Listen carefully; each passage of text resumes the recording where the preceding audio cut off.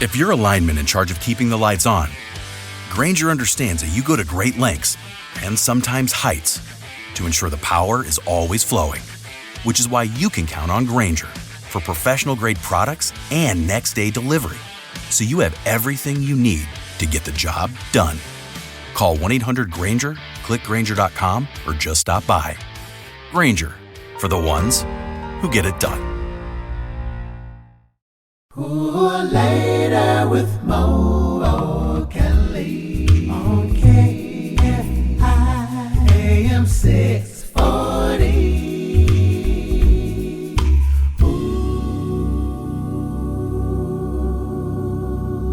If you didn't know, there are some published reports. Mark, I don't know if you've even seen this. You should be on the lookout for it.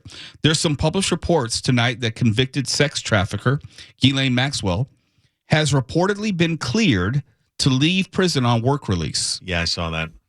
You heard that right. Cleared to leave prison on work release.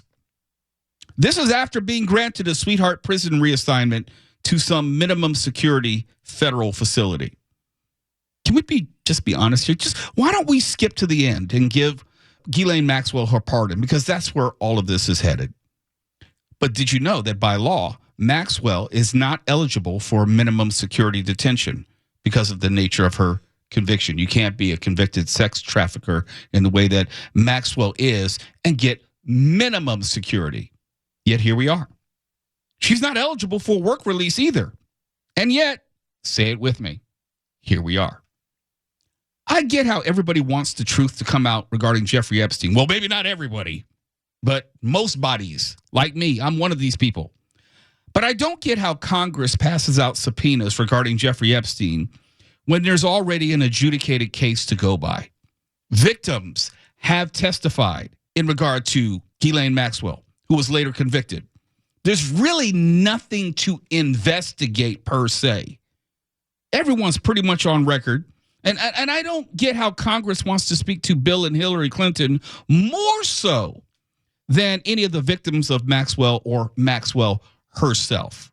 And don't get me wrong, Bill Clinton definitely can and should offer up testimony. Okay, let's be clear on this. But so can Donald Trump. I mean, you don't get to be one of Epstein's former best friends for years and not be on the list at least to offer a few words. Where'd you go? Where'd you hang out? Did you see anything? Did you know? You know, former best friends. That's what you're supposed to do. Instead, we get the Ghislaine Maxwell gift-giving season. After meeting privately with Trump's former personal attorney, now DOJ deputy, as they say, it doesn't pass the smell test. Can we tell the truth? But sure, let's deflect with federalizing Washington, D.C. instead. Let's have the FBI and the National Park Service and the National Guard help patrol the streets of the nation's capital. I'm not exaggerating. That is actually happening because supposedly D.C. crime is so out of control. Or let me offer this as an alternative. It's not. It's the lowest it's been in 30 years. 30 years. This is not arguable. In fact, I was in D.C. 30 years ago. I know something about this. D.C. isn't even in the top 10 as far as worst crime-ridden cities. You don't have to take my word for it.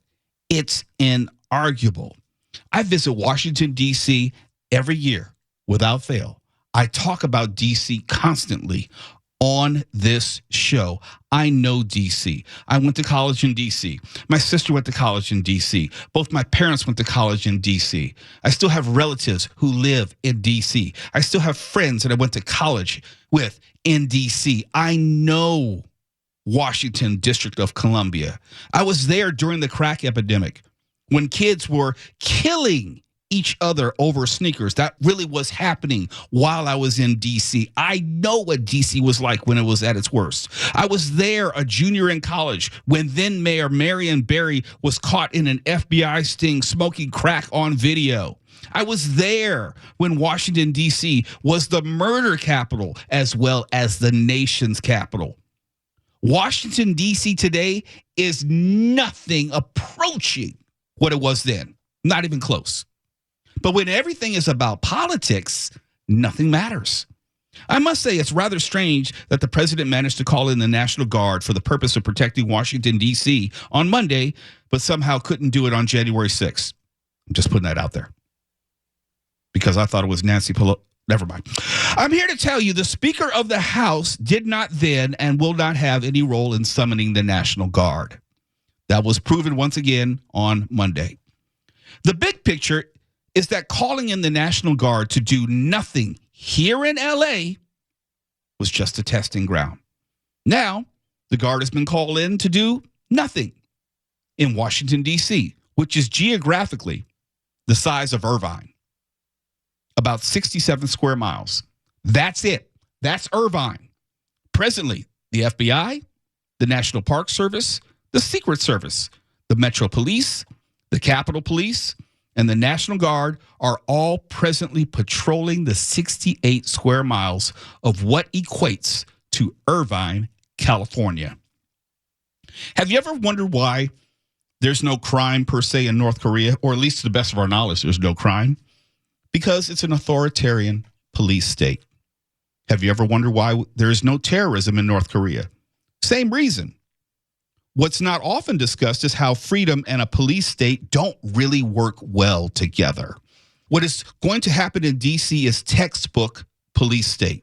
If you don't live in D.C., it won't matter to you. You get to sit at home and point at the TV and say, yes, that's what I voted for. I want less crime in America. I want our nation's capital to not deal with so much crime. The details just don't matter to you. If you aren't familiar with D.C., it won't resonate with you because it's about politics. It's not about people. I'm not against being tough on crime. I am, though, very much against performative law enforcement. It's not sustainable and likely won't be impactful long term. Something else people may not consider.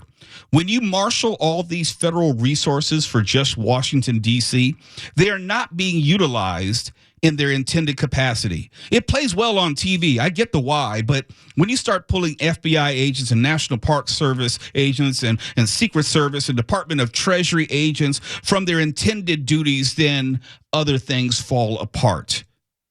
Other things are left vulnerable. But let's not kid ourselves about how dangerous D.C. is in 2025 or how federalizing D.C. law enforcement is either necessary or warranted, because it's neither.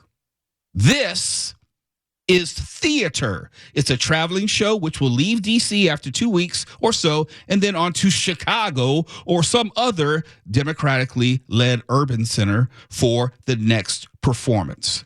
I know D.C. This is not necessary. For KFI AM 640, I'm Mo Kelly.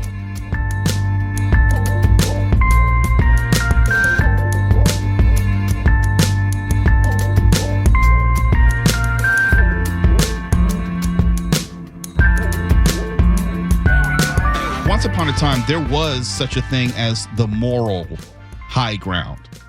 Once upon a time, there was this thing called shame. Those days are long gone. It didn't happen overnight. It didn't happen relatively quickly. But sure enough, as sure as I'm sitting here, it has happened. Earlier in the show, I told you about the 2 new public corruption charges against LA City Councilman Curren Price. He's facing maybe a half dozen felonies now. I honestly don't know. I've lost count. But he's not stepping down. And stepping down used to be something irrespective of whether you were found guilty or not guilty in a court of law later on. Stepping down was, once upon a time, an acknowledgement that you had respect for the institution and your constituents. You knew that fighting off felonies would get in the way of serving the people. I mean, a trial in which you're facing decades in prison will probably get in the way of any day job as a civil servant.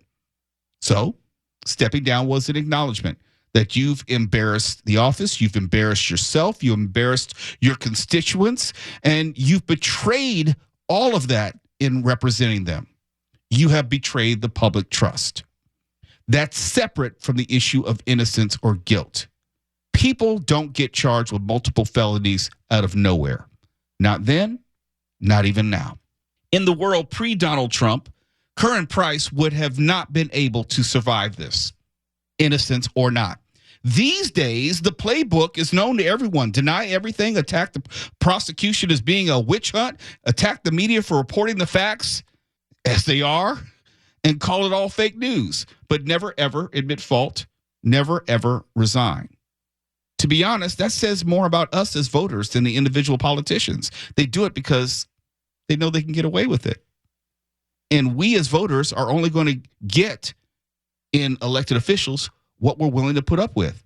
You don't get incompetent clowns if you won't put up with incompetent clowns. You won't get corrupt criminals if we as a society made it clear that we won't accept corrupt elected officials. And that's very different than simply looking for corruption on the part of the party you don't like.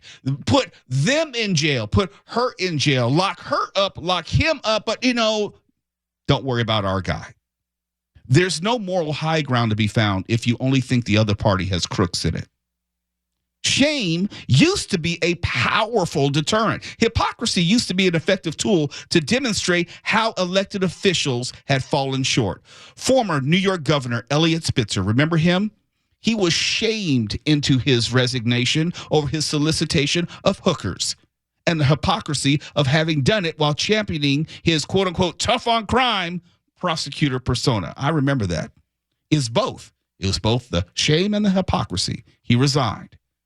He left it with no choice, but that was then. Now you have people like George Santos, who was as corrupt as they come, and he had to be put out of Congress because he was not leaving on his own.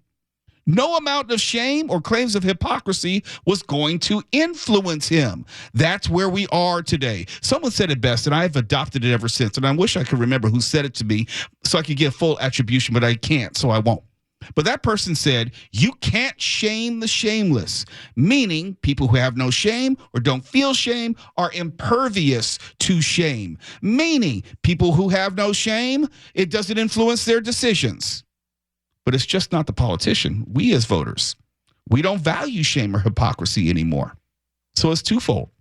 The result is that we get the politicians that we have asked for. You can't support everything that Donald Trump says and has done with impunity and also point the finger at the other politicians and demand that they resign. There is no moral high ground there.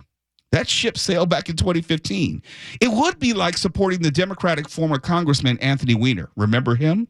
The guy who had multiple sexting scandals, which included sexting a minor, and then demanding other elected officials to resign while skipping over Anthony Weiner. But Weiner did finally resign. He may be the last of his kind in that regard. Here's the takeaway. We can't be surprised at the lacking quality of our elected leaders, be it local like Curren Price, the LA City Council, or state level or federal level. We can't be surprised at the lacking quality as long as we do not require them to be decent people at their foundation. We can't expect elected officials to not engage in criminal behavior while in office if we don't require that of all elected officials, regardless of party. The DOJ, which originally prosecuted Curren Price, is the same damn DOJ which prosecuted Hunter Biden and the same damn DOJ which prosecuted Donald Trump. But we want to pick and choose which DOJ is corrupt or being politically weaponized. You can't have it both ways because shame doesn't work that way. Hypocrisy doesn't work that way. Either we want honorable and ethical or we don't. If we don't demand it, we won't get it. But we are seeing the consequences of not having it. For KFI AM 640, I'm Mo Kelly.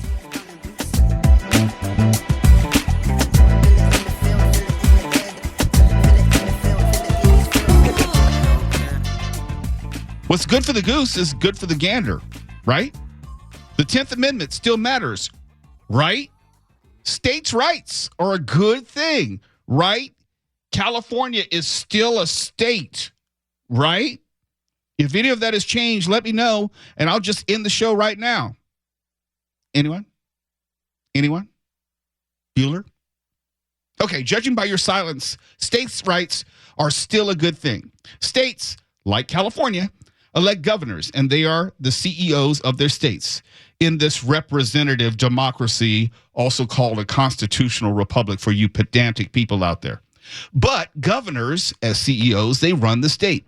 Depending on the state constitution, there are varying levels of powers and privileges that governors have. Some things have to be run by the state legislature. In other words, the state legislature has to vote on it. Some you don't. That's why you have like a state referendum where people like you and me get to go to the polls and make a decision. Texas, under the guidance of Governor Greg Abbott, is pursuing redistricting purely for the purpose of partisan politics. Purely, not for any other reason, just to impact the balance of likely congressional representatives per request of the president. Direct request. No more, no less. Let me be clear. On its face, redistricting is not illegal or unconstitutional. It can be both, depending on the resulting maps and who, if anyone, is disenfranchised. But on its face, it's not illegal or unconstitutional. Texas is a red state. You all know that. And Abbott redistricting for purely partisan purposes is likely popular to the majority of those red voters. But there's an important distinction to be made, letter versus spirit of the law.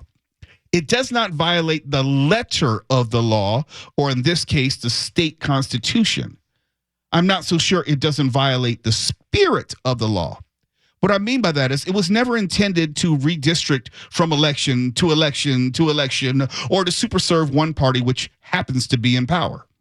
A reasonable person, I would like to believe you're a reasonable person, you should be able to see how that would be a disaster if this were done after every election purely for the purpose of maintaining power, purely for the purpose of partisan advantage. I would argue that off-year and partisan redistricting is the exact opposite of what it is to have free and fair elections, and it contradicts the spirit of the law because redistricting ostensibly is about inclusion, not exclusion.